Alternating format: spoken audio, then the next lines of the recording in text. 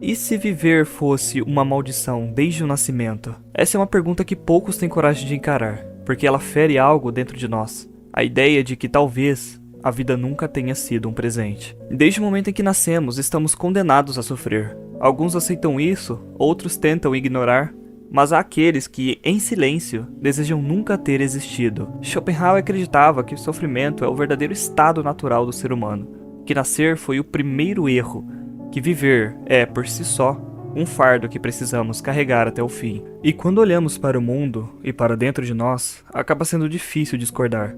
A infância não é sempre um lugar de pureza. Às vezes é o berço dos traumas. A juventude não é sempre esperança.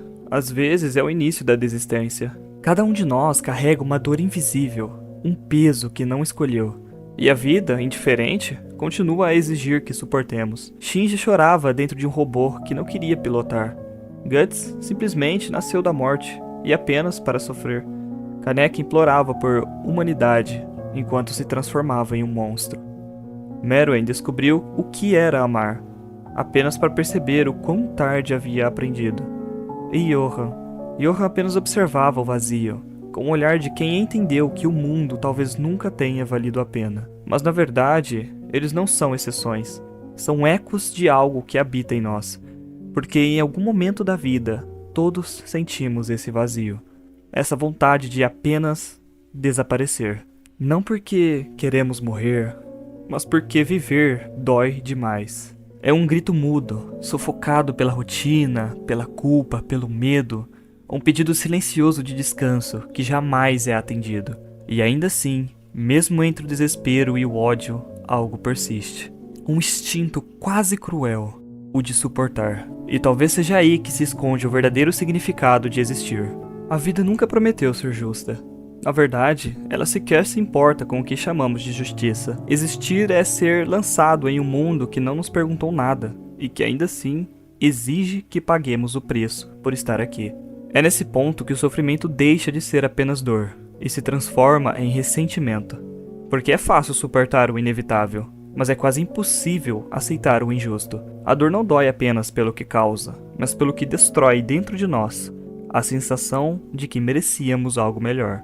E é assim que nasce o ódio. O ódio pela própria vida, pelas pessoas, por Deus, ou simplesmente pelo fato de ter acordado mais uma vez. Ele começa pequeno, como uma faísca, uma injustiça não explicada, uma perda sem sentido, uma voz que se cala por não ter mais força para gritar, mas cresce com o tempo, alimentado por tudo que tiram de nós e por tudo que a vida insiste em negar. Guts conheceu o mundo antes mesmo de poder chamá-lo de lar, abusado, traído e mutilado por aqueles que deveriam protegê-lo.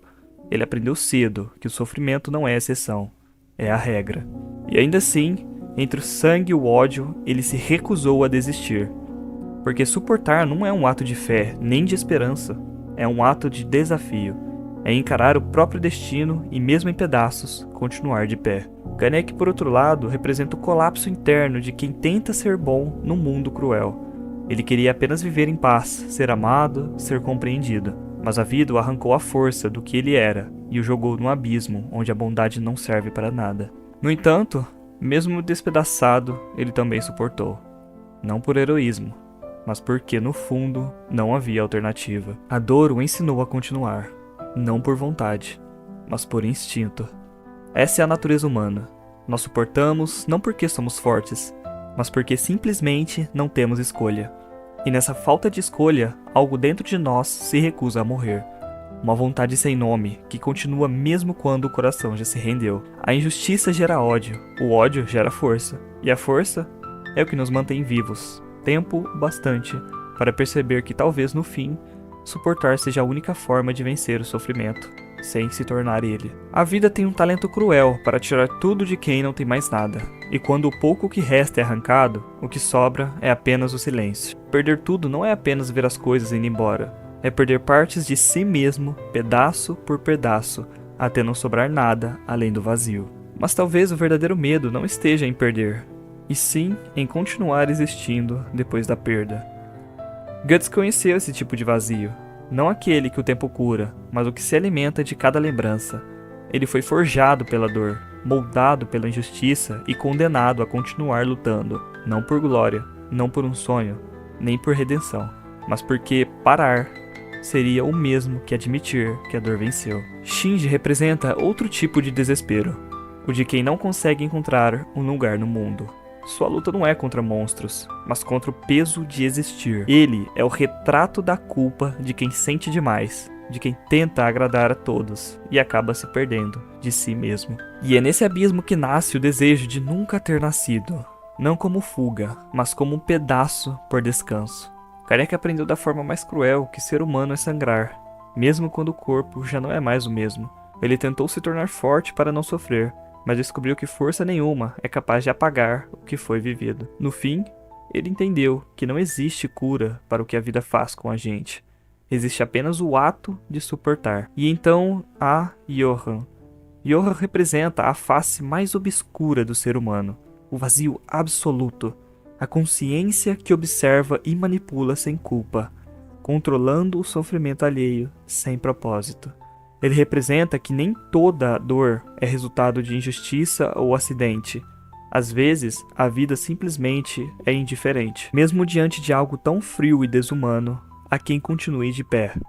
E talvez seja isso que o Schopenhauer quis dizer, que viver é uma luta sem recompensa, onde a dor é a regra e o alívio apenas um intervalo. Mas ainda assim seguimos. Seguimos mesmo sem fé, sem esperança, sem promessa alguma, e mesmo quando cada parte do corpo implora para parar, ainda suportamos. Meruem entendeu isso nos últimos instantes da própria vida. Ao sentir o amor que nunca conheceu, ele percebeu que o sofrimento é o preço da consciência, e foi nesse instante, entre a dor e o afeto, que ele finalmente se tornou humano. Talvez esse seja o destino de todos nós, aprender a suportar o insuportável, sem buscar um sentido imediato.